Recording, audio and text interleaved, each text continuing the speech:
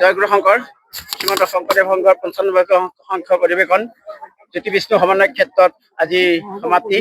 আজি সমাপ্তিৰ অন্তত আমি লখিমপুৰ জিলা শাখাই 96 সংখ্যক অধিৱেশন থাকি অনুষ্ঠিত কৰিবৰ কাৰণে আজি মূলৰ পদাধিকাৰী বা সন্মানীয় প্ৰধান সম্পাদক বাপৰ লগতে মূলৰ বাপাই সমস্ত আৰু লখিমপুৰ জিলা শাখাৰ বিষয়ববী বাপাই সমস্তৰ উপস্থিতিত, আঞ্চলিক শাখাৰ বাপ সংস্থাৰ উপস্থিতিত, প্ৰাথমিক শাখাৰ বাপ সংস্থাৰ উপস্থিতিত আমি শ্ৰীমন্ত শংকৰদেৱ সংঘৰ এই ধৰ্মীয় যি পতাকা আমি গ্ৰহণ কৰিছোঁ।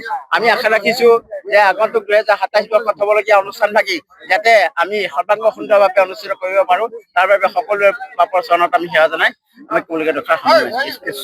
কৃষ্ণ, আমি খুব আশাবাদী আৰু আমি ইয়াৰ পিছৰ বছৰতে আমাৰ লখিমপুৰ জিলা শাখাই এই মূলৰ প্ৰাদেশিক ভাগ পাতিবলৈ আমি আগবঢ়া হৈছে আৰু আমি যিমান পাৰোঁ আমি চেষ্টা কৰিম, চেষ্টা অব্যাহত ৰাখিম। গুৰুজনাৰ নীতি আদৰ্শ ৰক্ষা কৰি আমি লখিমপুৰত যাতে লক্ষ লক্ষ ভকতক যাতে আমি আদৰণি সেৱা শুশ্ৰূষা কৰিব পাৰোঁ তাৰে কামনা কৰিছোঁ। লখিমপুৰ কোন জেগাত হ'ব স্থান নিৰ্ণয়? স্থানটো বৰ্তমান আমাৰ স্থানটো মানে ফাইনেল হোৱা নাই, যিহেতু আমাৰ 3টামান স্থান চোৱা চিতা কৰা হৈছে।